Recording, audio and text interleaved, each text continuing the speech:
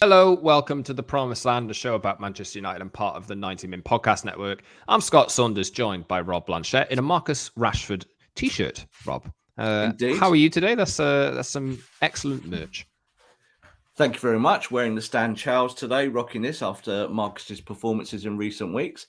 I'm fine. We're recording really early today, so we're all a little bit bleary-eyed. So people are watching us and thinking we're a bit sleepy. It is early in the morning. But of course, getting up early to talk about Manchester United is never a chore. Yes, indeed. We have a win to talk about again. Man United have managed to bounce back from losing 6-3. It was 6-3, wasn't it? 6-3 to Manchester City a couple of weeks ago. And with a win at Everton on Sunday night, we know that we record on Tuesdays and Fridays to let everything lay a little bit, take a breath, not be too reactionary, and just see how we feel. I'm feeling quite positive, actually. We'll talk about that today and the positivity that's come out of that performance. A number of talking points: Casemiro, Luke Shaw, David De Gea, Cristiano Ronaldo, CR700. Anthony Martial's latest injury. And we'll talk about what that means for Man United and Erik ten Hag as well for the next few weeks and possibly seasons ahead. Because I mean, you can't stick with that if he's getting injured all the time. It's a real shame. It is a real shame. Anyway, I'll just do the plugs before we get started. Apple, Google, Spotify, etc. You can find us on all of those audio platforms. So subscribe and download our show. You can watch us on YouTube as well, twice a week on Tuesdays and Fridays. So head over to the channel, hit the like button, join the community, subscribe, leave a comment, and get in touch on Twitter @_Scott Saunders, @_Rob_B, and @PromiseLandMU for the show. Rob, I had a mind fart there. I forgot what I was saying. As you say, it is early in the morning, but we do have a win against Everton to talk about. And for me, I think for you as well, this might have been the most Erik ten Hag performance that we've seen from Man United yet, I think. What do you think? Yes, I kind of agree with that. I think what was good was that even though they went a goal down again, and again, they kind of made a mistake for a goal, which is a bit boring, isn't it? It keeps happening like that. We let teams in the door rather than making them play their way in. It was really good just to see them stick together, dig in, play some really good football for most of the game. And even in the last 10 minutes when it was going south and Everton were doing what we expected, which was long balls into the box, trying to exploit those two centre-backs who are not particularly good in the air together as a collective, and David De Gea. But thankfully, United rode the storm out. And that's the whole thing here, is that when you come out of these games, I don't think any of them are going to be perfect. I don't think we're going to get perfect performances. We are not Man City. We are not Man City. But I think in this kind of development side of this project, this is what we want to see. Victories with maybe things that you can carry on fixing and can, week to week. I think Erik ten Hag will feel really good about the performance and the victory because he's got stuff to work with there while still getting the 3 points. Yeah, I think I don't know the exact stat. I am trying to recall this off the top of my head, but I think they'd only come back from behind to win 2 games in recent history that they'd fallen behind in. Yeah. Whereas they'd drawn something like 2 and lost something like 14, I think it was, over the last season or couple of seasons. Yeah. That character is gone or had gone. And it was nice to, obviously you don't want to see United fall behind as a United fan, but it is nice to see that they didn't let it affect them this time. And they shrugged it off, did their own business, got on with their own game and managed to turn it around. So that'll probably build some confidence for the players. The fact that they held on as well ahead of a difficult run of games. I don't know if you've seen the run of games that United have got coming up. I think it's Newcastle and Spurs at home and then Chelsea away in the next few weeks. Very decent, stern tests for United. Teams are playing different ways. Teams who are in half-decent form as well. So it's going to be interesting to see how United cope. And they need a bit of confidence. And I think winning at Everton, although they're not, the strongest team in the league, it's still a significant thing for United because obviously they lost this game last season. It's generally a difficult place to go, and they should take some confidence from that. Yeah, totally. I thought the matchup was good for United going to Goodison Park. I think this Everton team It's probably the best Everton team of the last couple of years, just in terms of their own harmony, their own work, their own defensive qualities. Um, Over this season, they've been, I think, the best defensive team in the league. Is that right? I think they're right up there in the top 5 in terms of like goals conceded. So United had to go there and actually do their work. They weren't going to get anything for free. And the game kind of worked in phases, didn't it? Because I think for the first half an hour, or the Martial minutes, as I've called them, 35 minutes before he disappeared, that was the best of Team United press for quite a long time, for weeks and weeks, playing high up the pitch, aggressive in the final third without the ball. And of course, that did change when Cristiano came on, because you can't play Cristiano in that formation, those tactics. So you had to kind of switch things around, go back more to, it was kind of like a 4-1-4-1 at times. It seems to be something that teams are now favouring, with like centre backs and a defensive midfielder and pushing everyone high up the pitch. It's become a kind of, don't want to say a fashion, but this is what's happening in football now. You're seeing this kind of overloading the forward positions. And I think that actually helps Cristiano. It helps Cristiano to have players around him. So I think Ten Hag would have seen, again, parts of that game, first half an hour, maybe the next half an hour, and then the final 20 minutes or so, a different version of Man United each time. And I think he'll be quite happy with all of them. I think he'll go away and say, actually, those things worked on the day, and we scored goals. And if we don't give away a silly goal right at the beginning because of Casemiro losing the ball, you get a clean sheet as well. So lots of things I think he can go back to the training ground on and work with the boys. Yeah, you mentioned Ronaldo there. I did have him later in the running order, but I think I actually was quite impressed with how he applied himself. Yeah. I mean, I noticed a good few times where he was stepping back in to make a tackle from behind the midfielder in possession, which we don't always see. I think he really looked like he was applying himself. And I mean, obviously, scored his 700th club goal, which is an amazing feat.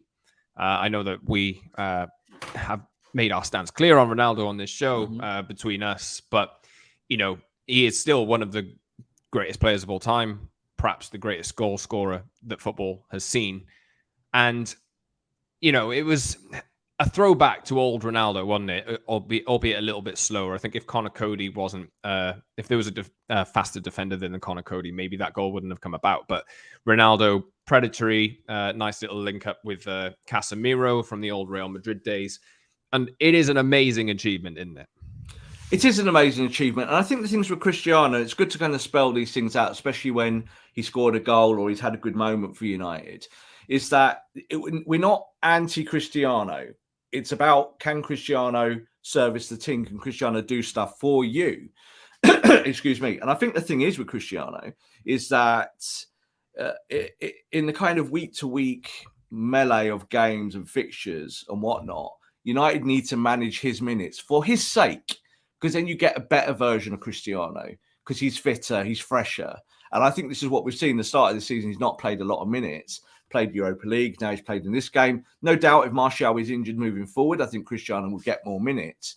But I think if you use Cristiano once or twice a week and we use him week to week to week, you're going to lose him, aren't you?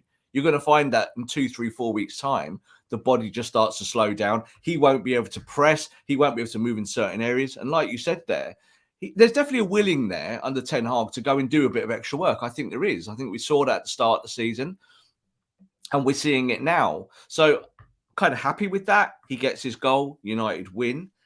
The other thing, United counter-pressed really well in the game. And I think if you counter-press well from midfield, that helps Cristiano, because it's 1 pass, 2 pass in goal. And that's why he scored this goal. Casemiro wins the ball back. Casemiro feeds him in. 1-2, run in a straight line. And I was just thinking, shoot. That's all I want you to do, Cristiano. Don't be clever. Don't go around the goalkeeper. Just shoot. Make it difficult for Pickford. That's exactly what he did. I don't. There has been that people saying, "Oh, would he have got caught?" I don't think he would have. He's still fast enough, and he still could have got a shot off. But he did all the right stuff. And I think that now moving forward for Ten Hag, he's got to find a way to keep Cristiano fresh, because if he's your primary striker, your number one, because there's other injuries, I don't think that's going to work. I think that's going to hurt Cristiano, who will end up being fatigued a lot quicker than what we remember maybe in the last 5 or 10 years. Yeah, it'd be interesting to see how he plays it over the next few weeks. We don't know the severity of Anthony Martial's injury yet, but Erik Ten Hag did say that it was not a recurrence of the injury he's just recovered from. So is that a good or a bad thing? You don't know. Seemed to pull up with an injury in the warm-up, and I think that's what ended up making him come off after about 27 minutes, I think it was. But yeah, I mean, just back to Ronaldo for a second. CR700, an image of the Man United squad surfacing on Monday on social media with balloons of 700. Rob, how did you feel about that? Oh, I felt great about that, Scott. I said before the show, I thought it was fantastic. No, the opposite. Got to remember unity, Rob. It's togetherness. Yeah, togetherness, and like, let's get our social media posts in. So I think it had something more to do with Man United's outward media presence of what they wanted to show. CR700 was their kind of catchphrase. It's now being used everywhere. Well done, Cristiano. But I think the other side of this is, for me, is that as a fan now, I just want to see these boys get on with the work. Get on with the work. Don't be waylaid by anything, these little kind of achievements. Now, someone might say, well, 700 is not a minor achievement, Rob. And it isn't personally for the player. You know, like, I think Cristiano has every right to feel brilliant about that. 700 club goals in his career is something that when I saw him as a boy at 17, 18, I never thought that guy's going to score 700 goals. That's like mad. You know, if he could score 7 goals that season, that would have been a good thing for him at that point. So he's earned that, and that's going to be part of his legacy. I don't think it should be part of the current conversation for Man United. You know, like, you have to take this game to game to game, and you can't allow one person in your team to, you know, be this eclipse of all the work that you're doing. He cannot be that person. It's got to be a togetherness that's more holistic and more natural. So I saw that pitch and I kind of thought, balloons? What? In the dressing room? Like, no thanks. Like, come on. You've not won anything. Until you've won some silverware, then you get your balloons and your champagne and your pats on the back. Goal records are okay, but I think they're a little bit modern football. We talk about these things a lot now, don't we? Records, individuals. How many Ballon d'Ors have you got, mate? I'm just not interested. I don't care. I'm more about the trophies that Man United win. So I think that can be a distraction for the team, and it's kind of false togetherness, I think. Yeah, we touching on Ronaldo.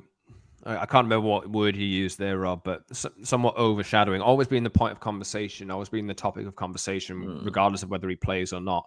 Now, we reported on 90min.com the other day. You can go check it out on the site now. That it's a point of frustration for Erik ten Hag, because he is ultimately trying to make the team improve. And if there is a player who's always attracting attention, like you take the example of after Man City, Ronaldo didn't play. All of the fallout was after United had conceded 6 goals at Man City. Why didn't you bring Ronaldo on? You know, and all of this kind of focus. It does seem like in 2023, at some point, Ronaldo will leave the club, whether that's in January or whether that's at the end of his contract. He does have an option to extend, the club do, but you can't really see it being triggered. Probably is a natural end appearing for Ronaldo's club career at Man United. But, you know, it is a great achievement for him. And United do need to move on regardless, because I think Anthony Martial's injury as well. I was quite excited for seeing Anthony Martial come back, because I know that, like, he has a lot of tools. He has a lot to prove. He really can fit into this Erik ten Hag style. We saw it in pre-season. I know pre-season isn't really a measure, but there was suggestions there that he would be the first choice go-to striker. We've seen him in half a game against Liverpool get an assist from Marcus Rashford. We've seen him in 30 minutes against Everton get an assist for Anthony. And it's such a shame to see that he's injured again. And hopefully it's not a serious one. Hopefully he doesn't miss too much time. But it's just proving that United need a striker. You need it anyway, whether Martial's playing well or not, if Martial's in the team or not. You do need to strengthen that position. I think the thing is with Martial and his injuries, he was quite explicit in his comments towards the end of his Sevilla time, because he was saying, I want to go back to Manchester United at the end of that loan. And people were like, well, you know, do United want you back? You know, where do you stand? And he made it quite clear that he believed that his form had dipped over the last year or two because he'd played with injuries. Well, that's not new. Managers ask players to play with injuries all the time, but you have to be able to manage it, don't you? So we talked about Cristiano's potential fatiguing because of his age. That's something you have to manage. And I think this is going to be the case with Anthony Martial, because if he's your bona fide starting number 9, he's probably going to carry knocks. And then the question is, can he play with those knocks? So he started the game. We'd all believed that it was a hip flexor injury that he picked up in the warm-up. That's a classic injury that you get from managing other parts of your body because you're running differently and you're moving differently because you're protecting hamstrings and knees and ankles and that kind of thing. So he got that injury. And Ten Hag has to look at this now pragmatically and say, right, how can I make my team not suffer when Martial picks up knocks? How do I manage him? Does he play from the bench? Do I just play him 60 minutes and then play Rashford through the middle or something like that? These are all bigger questions, I think, to be answered. I think the ultimate answer here, Scott, is that when the January transfer window comes round, you need to go and buy a striker. You just need it, just for numbers, to be able to do the job. And then hopefully along the line, Martial's health improves. He gets stronger and fitter. He can start playing 90 minutes more. You've got to think, last 2 or 3 years, he's not really done this role a lot, has he? Like being a starter and putting all those minutes into his body. I think he's suffering because of that. But you've got to find a way. If you don't find a way, you've just got to move on. Yes, indeed. Shame. Hopefully, Martial the injury is not too serious and he'll be back pretty soon, because we all, as United fans, want to see that link up and we want to see him get his chance in that position, injury-free. Let's talk positives anyway, because when I say positives, Casemiro didn't start off too well, giving the ball away in the first 5 minutes, which led to an Everton goal. Yeah. But he did turn around and get player of the match. And I was really impressed with how he played. I think that I'll say this about the performance. There were some glaring errors from him, Dalot, particularly some awful passes across the pitch. Dalot, oh my God. Yeah, there was some really poor passes across the pitch. Balls given away cheaply, and ultimately that is what led to Alex Iwobi's early goal. That was Casemiro's fault, but I think, ultimately, Casemiro, I think that must have just been a slap in the face to say, hey, I've got to buck up my ideas here. This league's quite quick. They're going to pressure me like this. I've got to try and find a different way of coping here. Yeah. And I feel like he actually managed to do that. Yeah, well, this ain't La Liga, mate. You're not going to get time on the ball in midfield. It's just as simple as that. I think that was a kind of welcome to the Premier League moment for Casemiro, because it wasn't the worst mistake in the world, was it? It was kind of near the halfway line. But in the Premier League, if you get robbed of the ball in that part of the pitch within 20 seconds or 15 seconds, there's going to be a shot on goal. That's just the world of English football.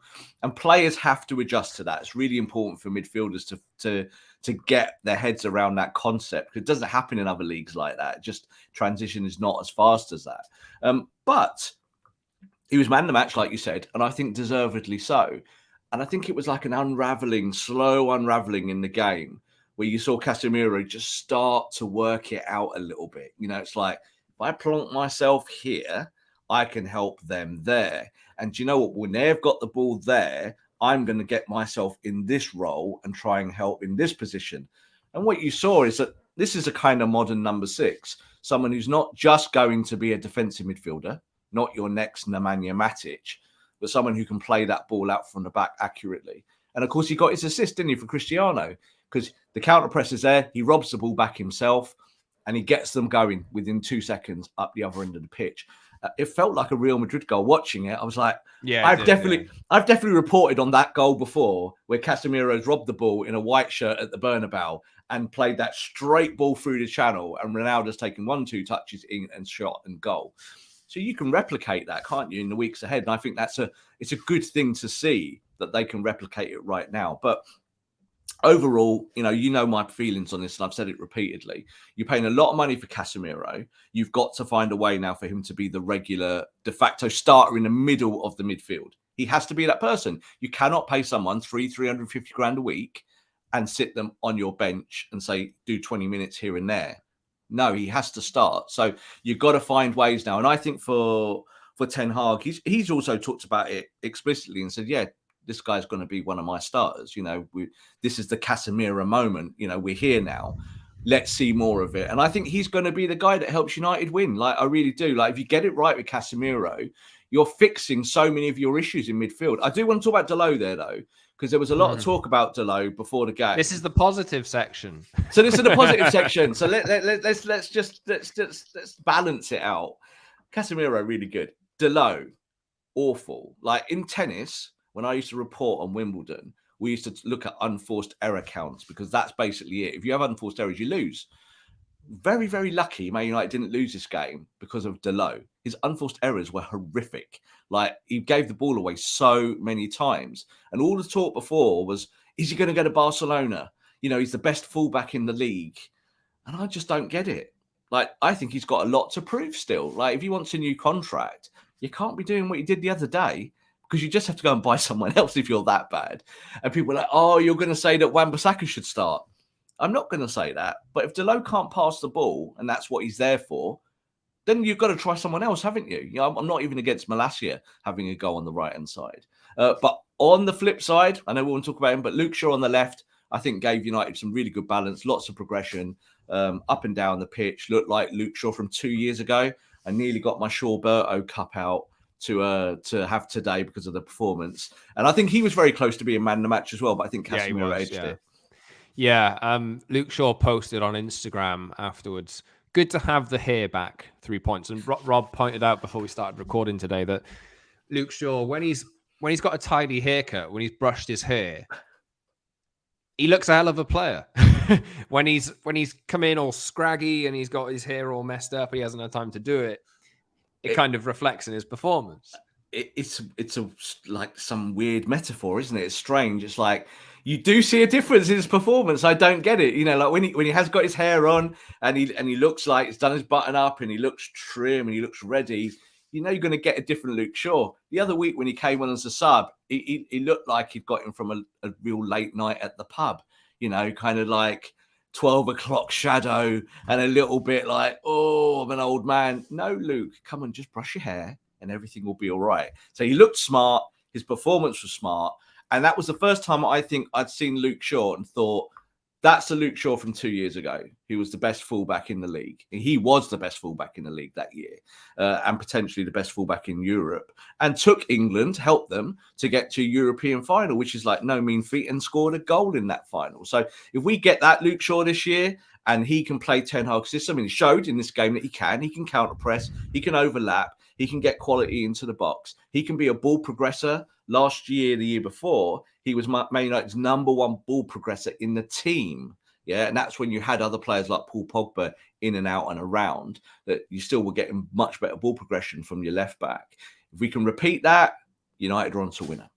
Yeah, I think Luke Shaw is, if there's anything we've learned about Luke Shaw over the last few years, it's that when his place is guaranteed, he needs that push. And I think Terrell Malacia, who's come in, played well, but obviously there's been points where, like the last couple of games, last couple of appearances, he's not had the best time.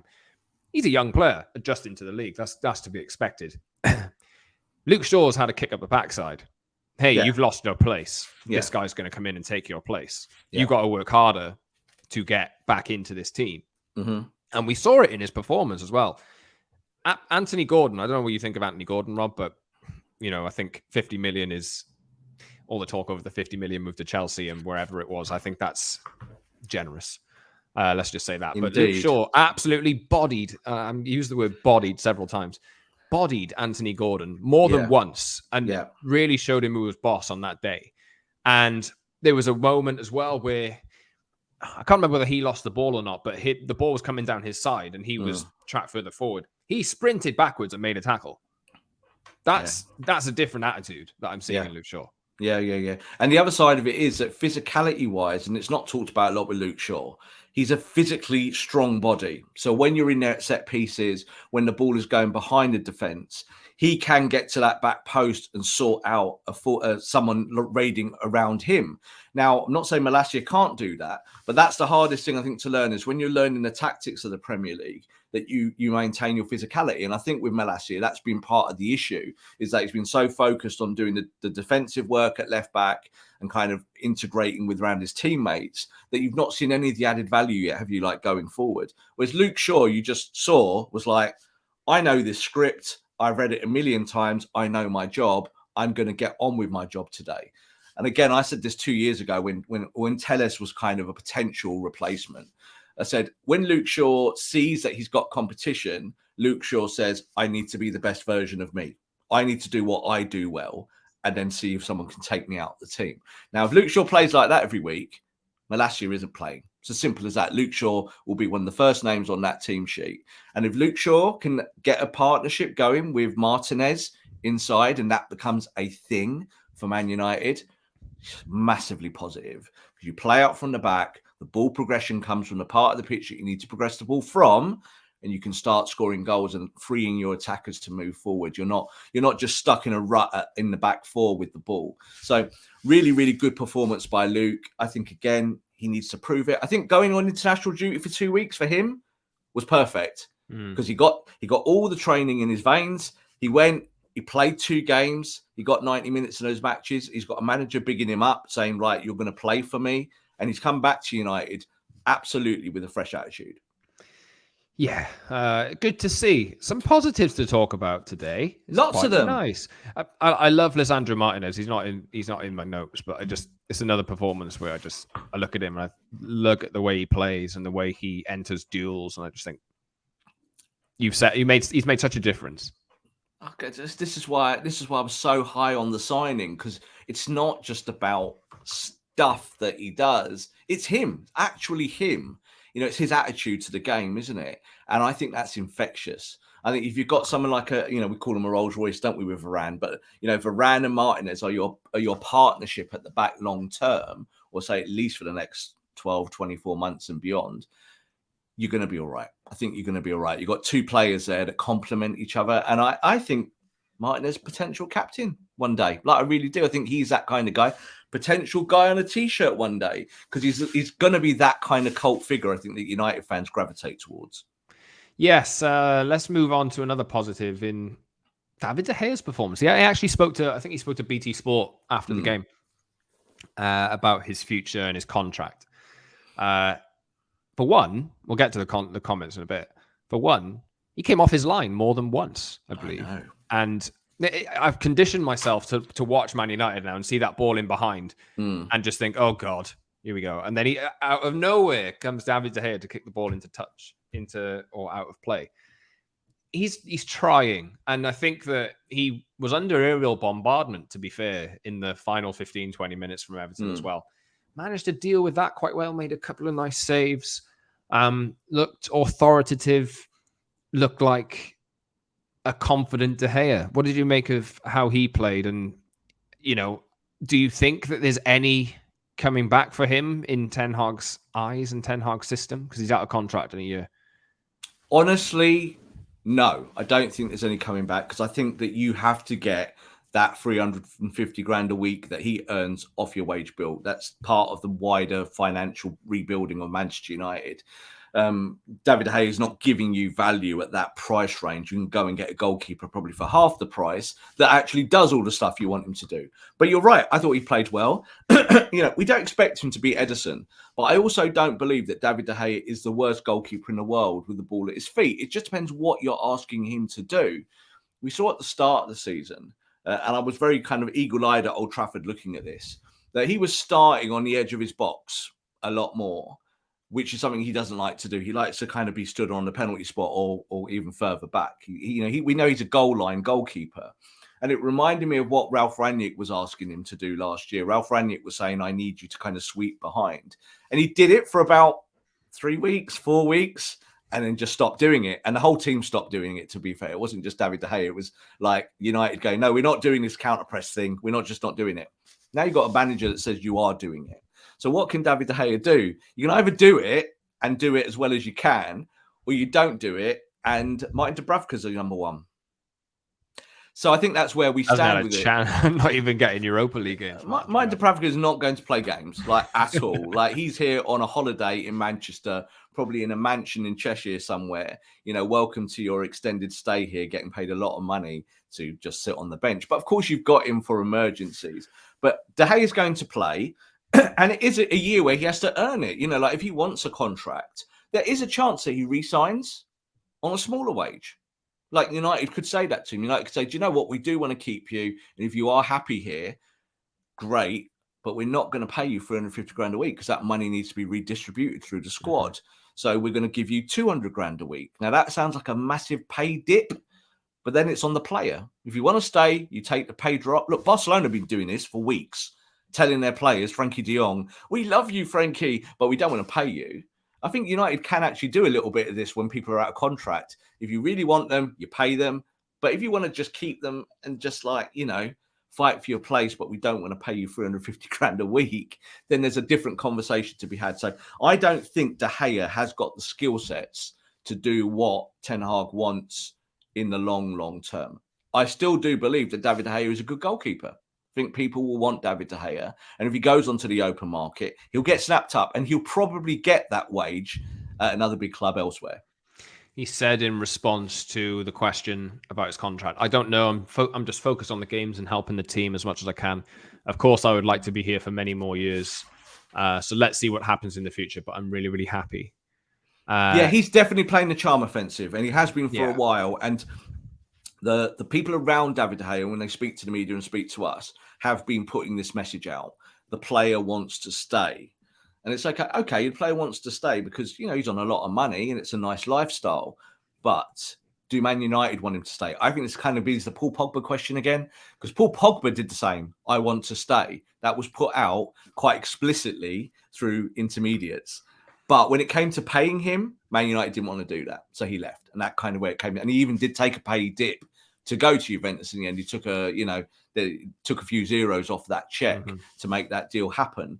And I think David De Gea is in that situation as well. I think David will want paying, but I think there might be a compromise there. You might want to keep him and bring in a young goalkeeper next year who is a sweeper keeper, who is a bit more like Ederson. And then you have two primary goalkeepers that you can maybe move in and out and give David De Gea a 2-year, 3-year extension at $250 a week. And then the numbers start to make sense a little bit more, Scott. We actually spoke about Diogo Costa from Porto the other week, saved a penalty in the Champions League. And I think it was like the show, or like a couple of days after the show that it emerged that United actually sent scouts to watch him. So hopefully they were listening.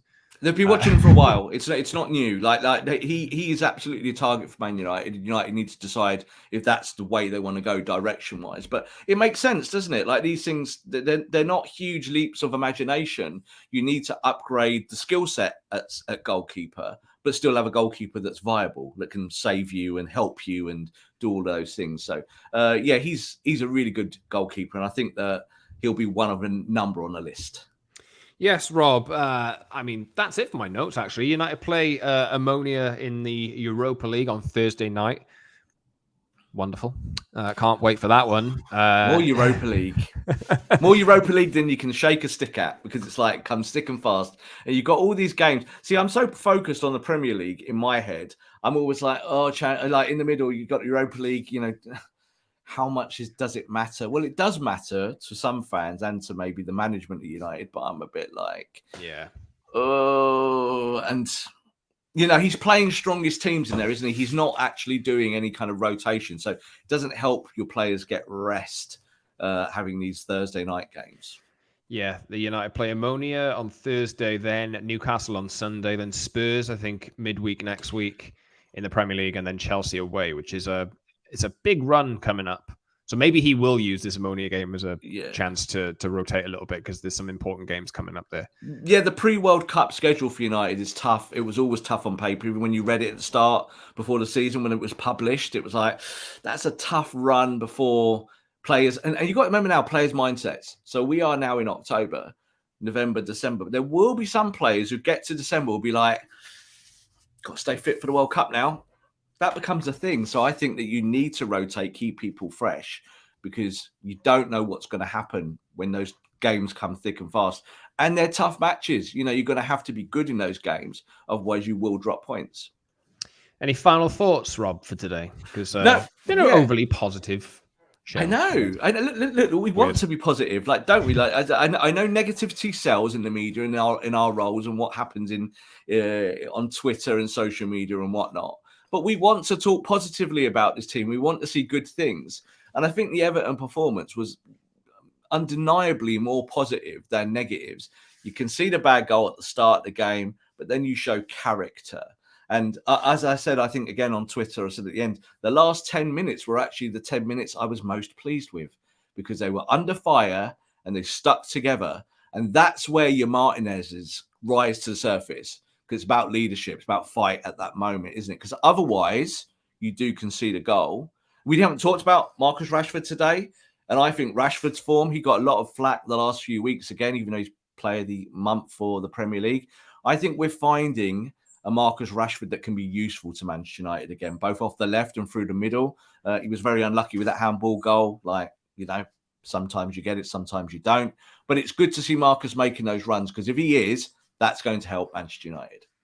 Yes, indeed. You can subscribe to our show wherever you get your pods. We'll talk about Marcus Rashford maybe on Friday in the lead up to the game against Newcastle, which will be tough. It'll be a tough one. Newcastle are in good form at the moment. You can subscribe wherever you get your pods on Apple, Google, Spotify, and the likes, and watch us on YouTube twice a week as well on Tuesdays and Fridays. So head over to the channel, hit like, subscribe, join the community, leave a comment as well. And the link should be in the description of this episode if you're listening on one of those audio platforms. Follow us on Twitter too, @_Scott Saunders, @_Rob_B, and @PromiseAndMU for the show. Rob, thank you very much again. We'll catch you very soon in the lead up to the Newcastle game and just after United play Omonoia in the Europa League. Thanks very much for listening. See you soon.